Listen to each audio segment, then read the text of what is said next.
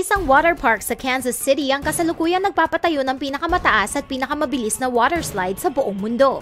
Ang Verrucht Mega Blaster ay inaasahang basagin ang record ng Kilimanjaro sa Brazil na may taas na 164 na talampakan. Ang Verrucht ay German para sa baliw at ang slide na matatapos daw itong darating na Mayo ay hindi talaga para sa mahina ang loob. Ang mga balak subukan nito ay kailangang umakyat ng 264 na hagdanan para maabot ang pinakatutok ng slide na may 17 palapag ang taas. Sasakay sila sa mga raft na dadalhin sila pababa 4 na tao kada beses sa bilis na nagsisimula sa 65 miles per hour.